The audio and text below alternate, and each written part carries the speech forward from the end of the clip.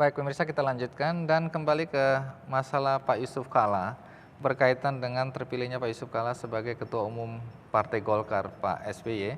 Banyak yang khawatir bahwa kemudian proses demokrasi ini tidak bisa tumbuh sehat karena kita setback seperti masa lalu di mana partai yang mendapat kursi terbanyak di DPR itu dengan pemerintah tidak bisa kritis. Nah, bagaimana tanggapan Anda? Di banyak negara hal itu juga terjadi. Waktu Mahathir Mohamad menjadi Perdana Menteri, partainya mayoritas. Lee Kuan Yew waktu menjadi Perdana Menteri, partainya mayoritas. Demikian juga di tempat yang lain. Menurut saya yang penting parlemen tetap kritis. Sekarang ini meskipun Pak Yusuf Kalla sebagai Ketua Golkar, tapi tidak kurang kritisnya, tidak kurang kerasnya, tidak kurang galaknya teman-teman di parlemen ketika mengoreksi dan mengawasi pemerintahan. Ukurannya di situ menurut saya. Dan tentunya ya rakyat kan melihat nanti. Kalau tidak kritis dewannya, tentu rakyat mempertanyakan mengapa. Saya melihat tidak sangat mengganggu ya, karena konstituen kita kan sama, rakyat. Dengan demikian harapan saya hubungan tetap kritis, tetapi stabilitas penyelenggaraan negara itu perlu. Tidak bisa kita membangun kalau jatuh bangun, hanya perang dengan interpelasi dan lain-lain. Pak, satu hal Pak, mengenai terpilihnya Pak Yusuf Kalla, memang di satu sisi sangat positif untuk membuat jalannya pemerintahan paling tidak lancar sampai 5 tahun yang akan datang. Tetapi apakah Bapak tidak melihat kompleksitas yang akan terjadi pada persiapan pemilihan presiden tahun 2009, di mana kemungkinan besar Pak Yusuf Kalla sebagai Ketua Umum Partai juga akan maju sebagai calon presiden? Konstitusi kita, undang-undang kita tidak mengatur apakah seseorang yang berpasangan itu ketika harus maju lagi pada periode berikutnya lagi boleh pisah atau harus berpasangan. Etika politik kita juga tidak sama dengan etika politik di barat. Tapi yang salah adalah ketika seseorang mulai menjabat seperti saya, sudah memikirkan 2009, di situ sebetulnya awal dari ketidakberhasilan seorang pejabat. Saya harus fokus 5 tahun, mandat saya 5 tahun, tugas saya berbuat semaksimal mungkin 5 tahun. Setelah itu ada setup baru, silahkan kepada publik, serahkan pada demokrasi. Saya tidak terhantui sama sekali karena kita juga punya konstitusi, punya presiden politik, punya tata cara politik. Yang penting saya harus mengemban tugas 5 tahun dan Pak Yusuf Kalla bagian dari tugas saya untuk menyukseskan tugas pemerintahan. Apakah itu berarti Bapak tidak akan mencalonkan diri lagi? Walaupun Bapak tidak perlu pikir 5 tahun belum. Saya sejak awal sudah mengatakan mandat saya 5 tahun. Kalau 5 tahun itu saya bisa berbuat banyak untuk rakyat kita dan kemudian rakyat memilih pemimpin yang lain, itu demokrasi. Jadi saya sangat siap untuk menjalankan mandat sesuai dengan yang diberikan kepada saya oleh pemilu 2004 yang lalu. Jadi Bapak belum kapok Pak ya, karena saya lihat Bapak kerja dari pagi sampai malam, dari Nabire pergi ke Aceh dan sebagainya. Luar biasa ini Pak, ini apa tidak kadang-kadang merasa capek terus 5 tahun begini tambah lagi 5 tahun gimana ya? Yang jelas ini kebebasan saya sebagai manusia biasa sudah berkurang banyak. Bung Harimurti tahu saya ini kan senang jajan gitu. Belok ke masakan Padang, belok ke Kentucky Fried Chicken. Sekarang tidak bisa seperti itu. Kemudian ke toko buku, jalan-jalan ke Olala, tidak bisa seperti itu. Ya memang itulah yang harus saya lakukan.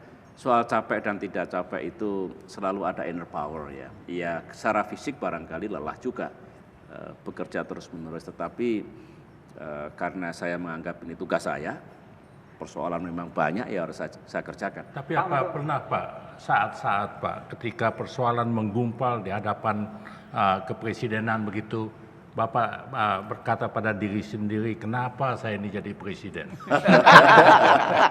Itu pertanyaan paling menarik itu. Itu tadi karena kebebasan banyak berkurang, kemudian hobi-hobi tidak selalu bisa disalurkan. Ya adalah sedikit, wah ini jadi presiden jadi begini. Tetapi saya segera sadar ya, karena sudah niat saya untuk running for presidency ini ya harus saya jalankan. Saya manusia biasa Pak, tentu ada perasaan seperti itu. Untuk sukses 5 tahun kan Bapak tim juga harus baik dan katakanlah kemarahan Bapak 2 hari terakhir karena 100 hari dianggap seperti itu lantas masyarakat mentafsirkan sendiri-sendiri, wah akan ada reshuffle kabinet. Sebetulnya akan ada reshuffle kabinet atau tidak, Pak? Reshuffle itu dilakukan kalau ada alasan yang kuat. Ya. Bagaimana mungkin saya melakukan reshuffle kabinet yang baru berumur 3 bulan lebih, yang kontrak politik saya tanda tangan dengan para menteri tanda tangan, saya akan mengevaluasi kinerjanya setelah 1 tahun. Itu pun bukan tujuan kan reshuffle itu. Reshuffle dilakukan kalau memang ada anggota kabinet yang betul-betul tidak bisa menjalankan tugasnya atau melakukan kesalahan yang sangat prinsip seperti korupsi dan lain-lain. Biarkan kabinet bekerja penuh sekarang ini, dan harapan saya justru tidak ada reshuffle, kecuali memang jauh di bawah standar dan yang diinginkan oleh saya dan terakhir, kita. Menarik sekali Pak, menteri-menteri yang di bawah standar itu, yang sampai sekarang di masyarakat ada beberapa nama yang sama sekali tidak terdengar kegiatannya. Apakah akan tetap dipertahankan sampai 1 tahun, Pak? Tidak terdengar, barangkali yang dilakukan tidak selalu menarik untuk dipublikasikan, untuk diinformasikan ke sana kemari. Saya melihatnya bukan itu. Saya melihatnya masalah yang dihadapi oleh portfolio kementerian departemen seperti apa, sasaran, prioritas, agenda seperti apa, saya ukur, saya lihat. Bisa jadi memang sangat kompleks, tidak mungkin sebulan 2 bulan selesai. Nah, tentu kalau macet, simpulnya macet, saya akan panasi, saya dorong, saya tegur tentunya, Anda tidak mencapai, dan sudah saya lakukan sekarang ini, coba lebih dinamis lagi, lebih agresif lagi.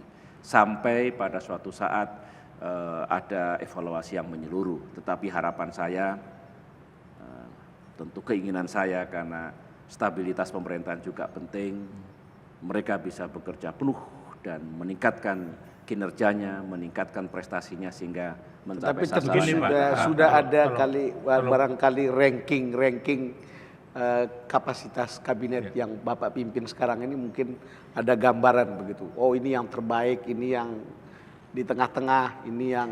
Saya ingin tambah Pak ya, Saudara Don, menyambung Bung Dahlan juga. 100 hari yang lalu pembentukan kabinet ini kesan di masyarakat, di kalangan media, adalah suatu hasil kompromi karena logika politiknya ialah bagaimana mendapat dukungan maksimal di DPR. Karena Partai Demokrat itu sedikit. Nah sekarang konfigurasi politik itu sudah berubah Pak. Dengan Golkar juga di bawah kepimpinan yang kebetulan Wakil Presiden. Dengan demikian apa yang dikatakan Bung Tommy tadi Pak, yaitu kita terus terang aja menyingkirkan yang tidak kompetensi itu, dan di sini saya rasa tugas media Pak ya, bahwa kita menyoroti terus yang tidak kompeten, yang tidak kompeten demi membantu Bapak juga Pak ya. Jadi peluang itu saya lihat makin besar untuk membentuk suatu dream cabinet yang sebetulnya diharapkan 100 hari yang lalu Pak.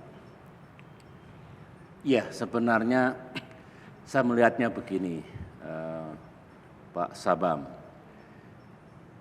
Keniscayaan atau konsekuensi dari sebuah semacam koalisi itu tentu ada power sharing.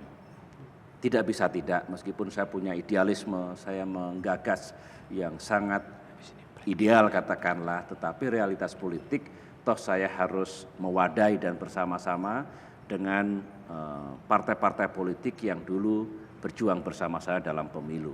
Itu faktor yang pertama. Ketika terjadi perubahan konstelasi politik di tingkat dewan, kan tidak serta-merta lantas itu merubah segalanya, hanya urusan itu. Saya kira etikanya menjadi tidak benar. Satu-satunya yang sering disampaikan kemungkinan reshuffle itu tadi, apabila standar yang saya harapkan, kinerja yang saya harapkan tidak dicapai dan jauh-jauh di bawah. Setelah kita lakukan perbaikan dan langkah-langkah lain tidak juga mengalami perubahan, tentu ini pertimbangan kinerja, pertimbangan efektivitas sebuah pemerintahan. Baik, sebelum kita lanjutkan Pak SBY, kita break dulu untuk mendengarkan beberapa pesan berikut ini.